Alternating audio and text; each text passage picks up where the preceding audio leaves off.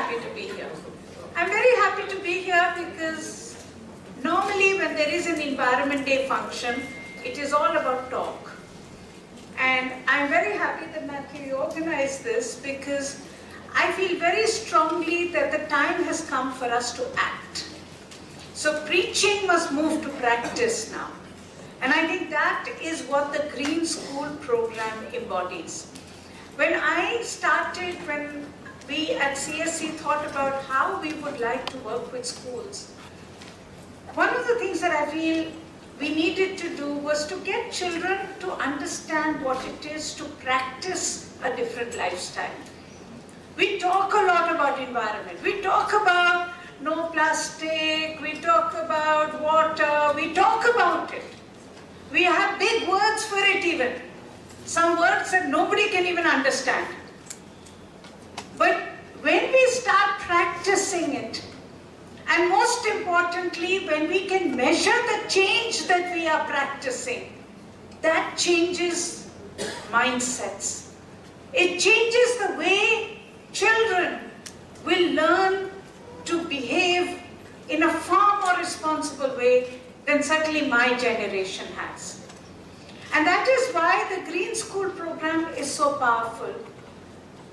To explain it to you, Professor Kurian, what we do in the Green Schools program is that each school takes on an environmental audit of its own environmental performance.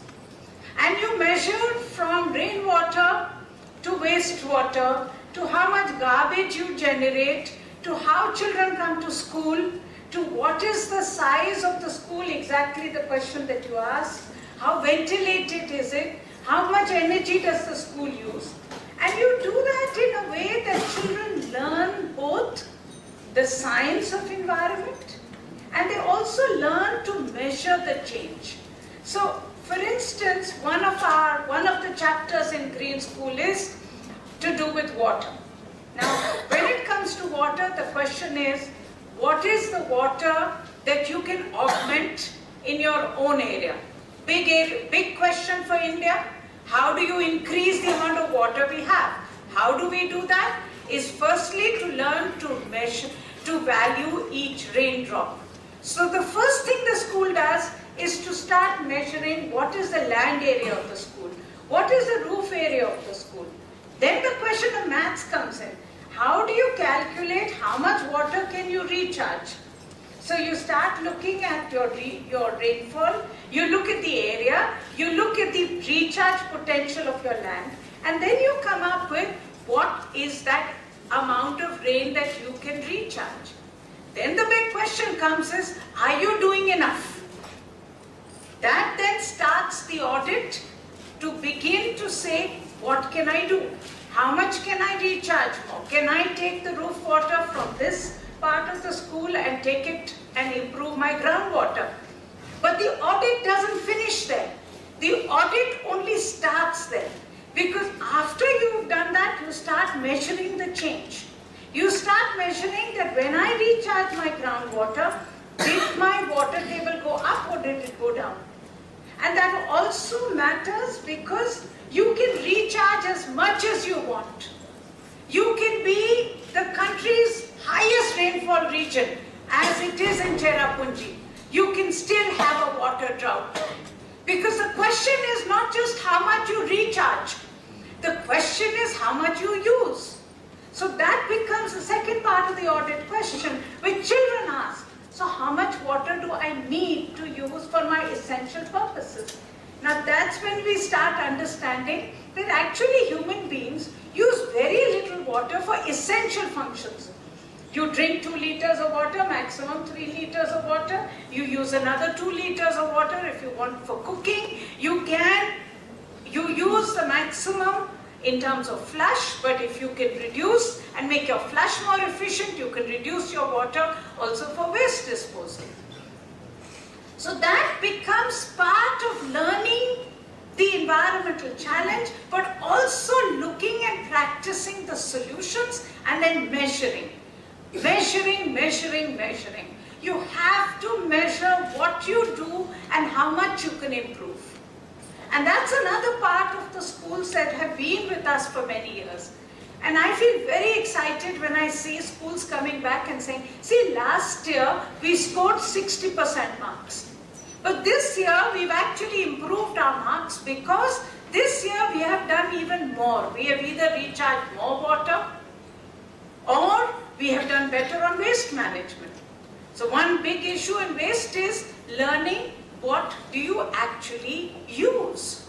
And the most fascinating things I've seen when schools come back and say, oh, children in our audit team actually took apart everything we get into school and they measured how much biodegradable waste, how much non-biodegradable waste, how much plastic do we get, how much plastic can we reduce, how can we reduce the non-biodegradable component of it, how can I compost the compostable part. Again, that changes the way we do things. So the Green Schools program really is, in my view, a change agent. It allows children not to talk about environment, but actually to practice it. And my dream is that each one of your schools, and I'm hoping that the Church of South India will stay with this program, and that each one of your schools will become the model school in terms of how green it is, how it is practiced it, not preached it only, but practiced it. Because that is the best way to preach. To change the way we do things is the best way to be able to educate the future generations, educate children of the potential and the possibility of doing things differently. I am disappointed when I read the booklet that few schools have only completed the audit. And I would really like Matthew to discuss this with my colleagues at CSC to see how we can improve the performance, Matthew, I was saying. The booklet says schools, not all schools completed the audit. And you also say that it was a little difficult to complete it. So let's work that out. Let's improve it. It will also help us to improve ourselves, to make it more usable. But please stay with this. It's very important.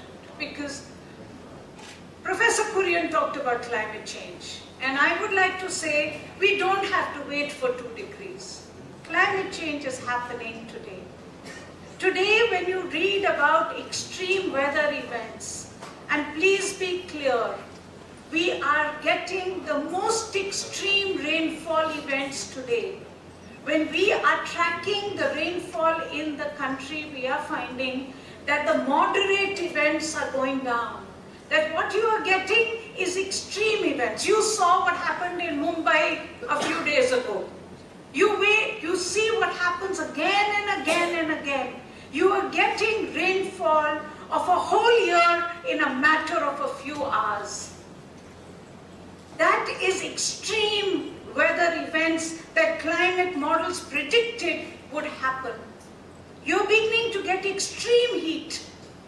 The dust storms that are happening and are killing people across North India are also because of climate change, because you're getting changes in weather between the western disturbances, between the fact that it's drier and more intense heat means more dust.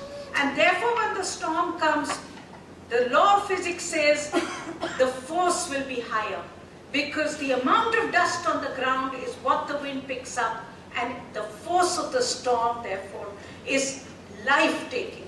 How many of us in our years remember the fact that dust storms have killed people to the extent that we have seen this year?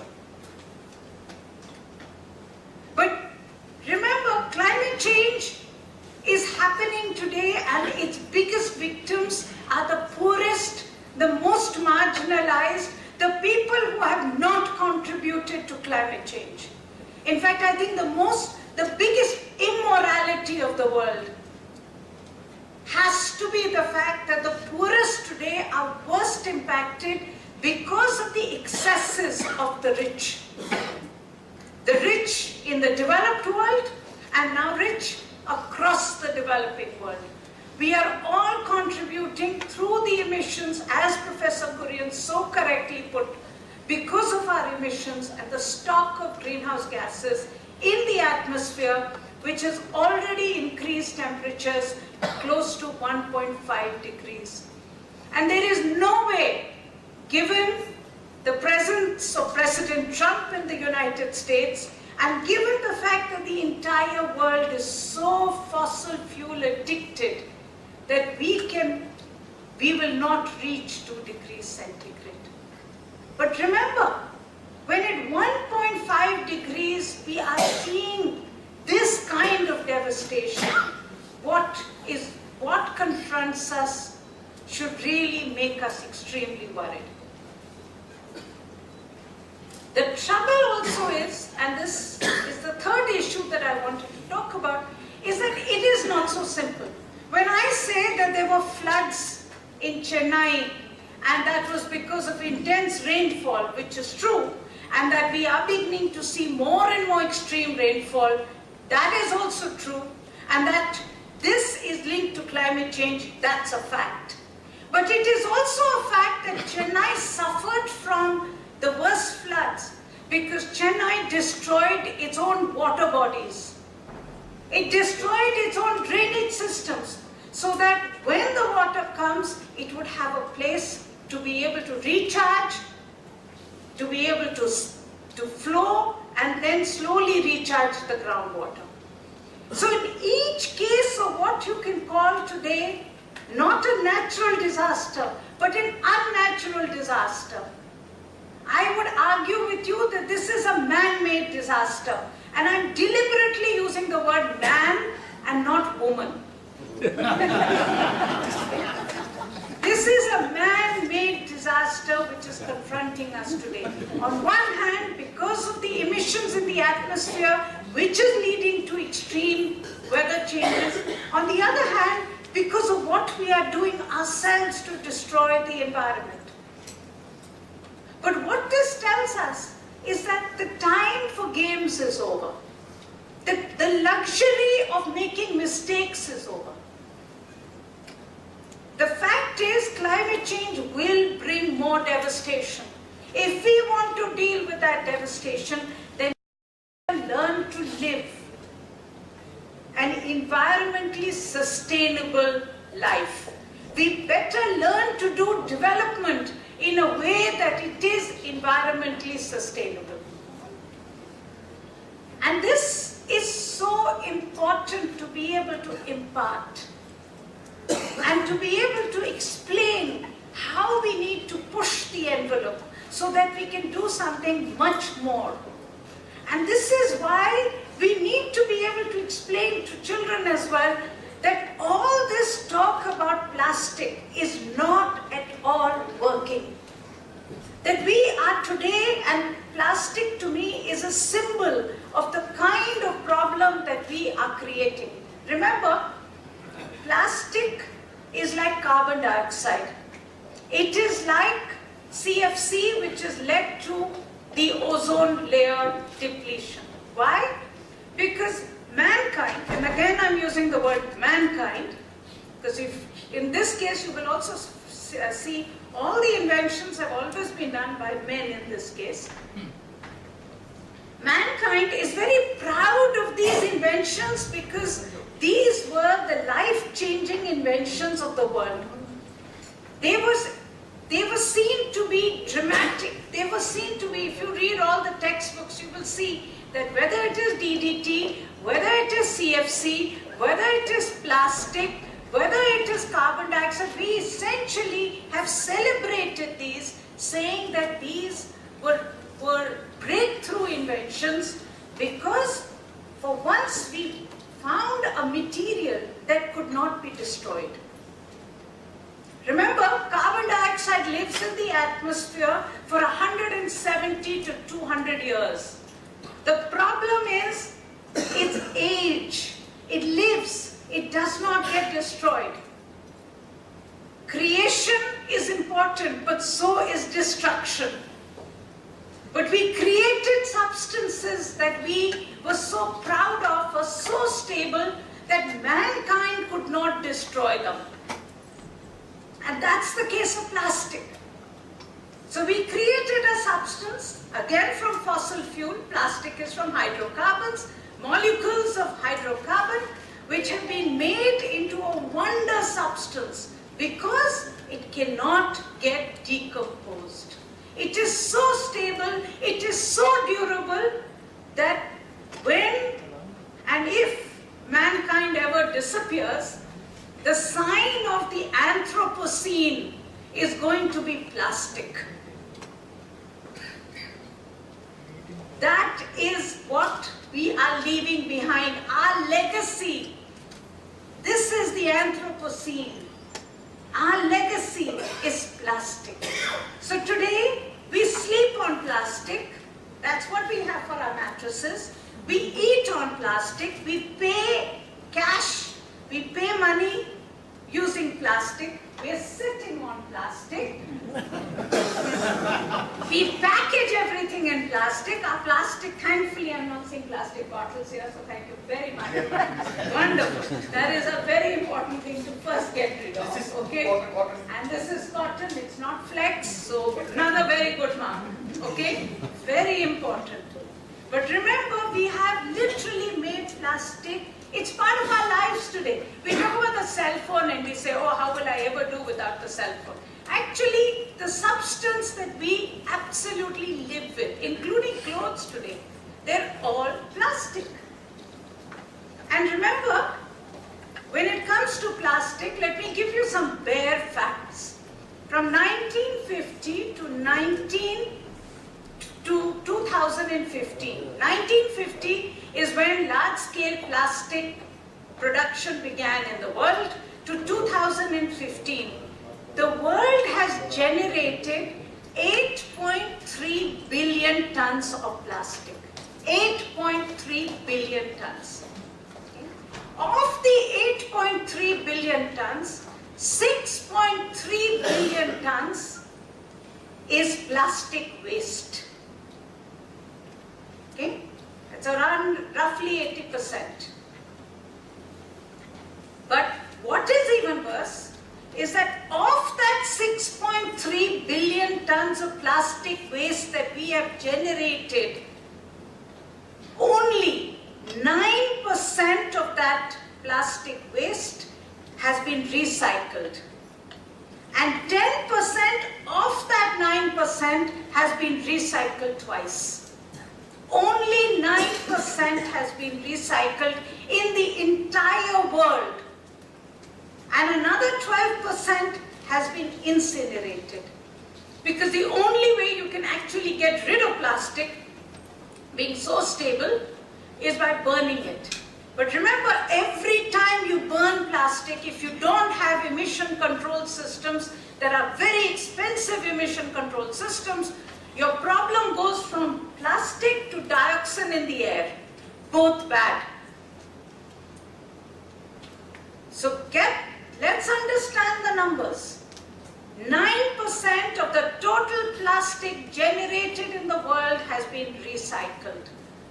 And when you talk about recycling, and I talk about recycling, and we want to increase recycling, remember one other fact, that till now, we recycle, we downcycle, which means every time I take plastic and I make another product out of it as a recycling product, I essentially make it of lower value and lower quality.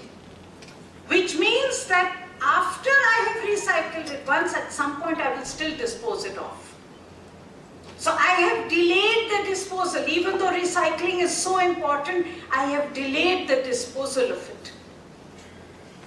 So at the end of the day, what we have to talk about when it comes to plastic is, how do we do without it? Because all the solutions we have today are not working. And today, in fact, the irony of it is, I was stunned when I saw the United Nations UNEP was celebrating a no plastic day. I said, why should they care about plastic? I mean, they have removed the litter from their streets. They don't have a plastic problem.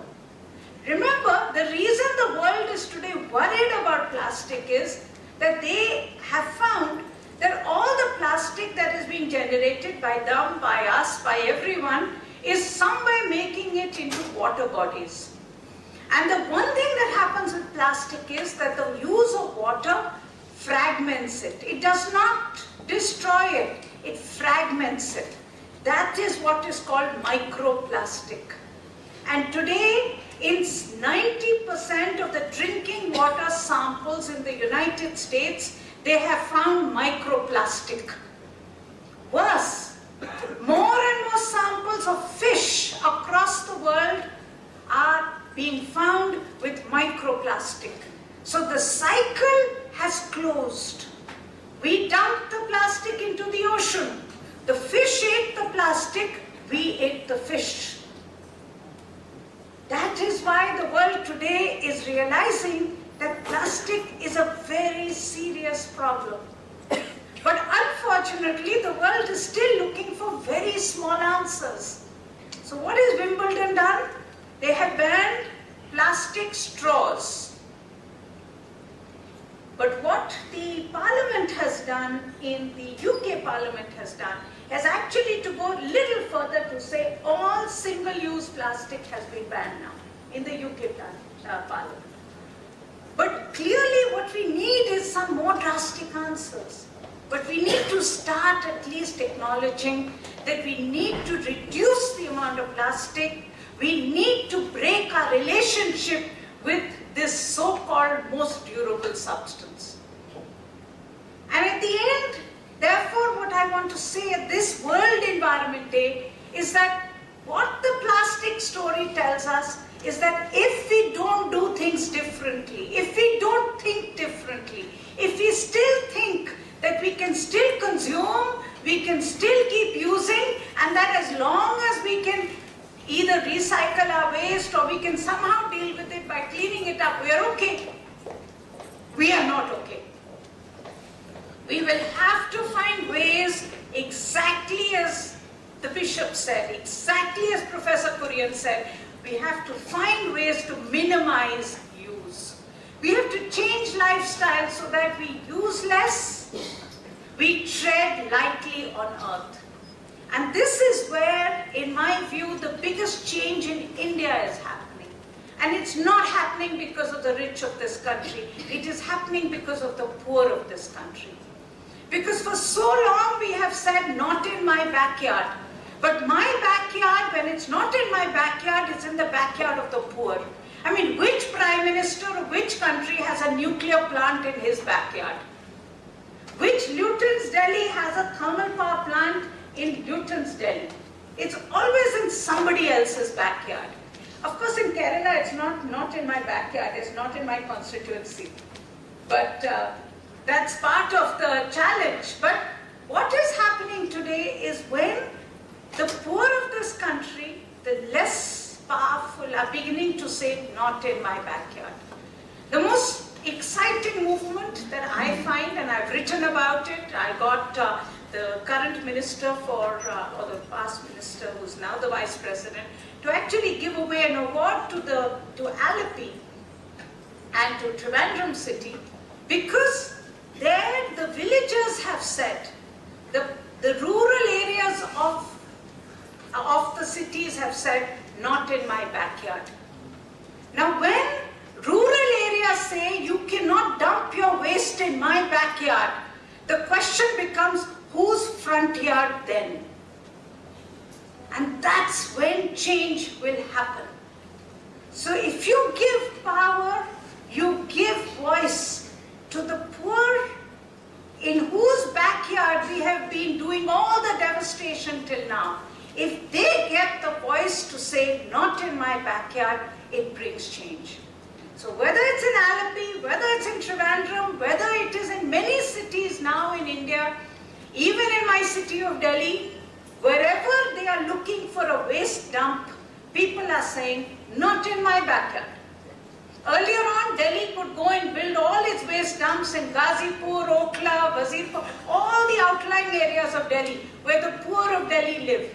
But today, even the poor of Delhi have a voice, and they're saying, not in my backyard, will you build another waste dump?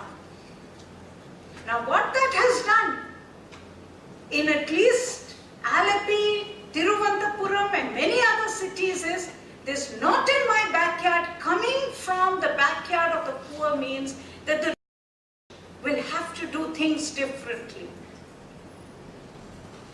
In this case, they have to compost, they have to do segregation at home, they have to compost, and the best thing that the government of Kerala has done is to put on the website the names and addresses of all the scrap dealers so that you can take your non-biodegradable waste to the scrap dealer for further recycling. We need to improve these systems. But the bottom line is that when you start understanding that the backyard of someone else has to be your front yard, that's when change will come. And when we give voice to people who are worst impacted by environmental degradation, when we give them a voice, when we give them the power to say no, then I believe we will make the change that is required. So once again, thank you so much for doing all you do in the Green Schools program. Please stay with it, please push it, please work with us, and we very much look forward to making change agents grow, multiply, and blossom.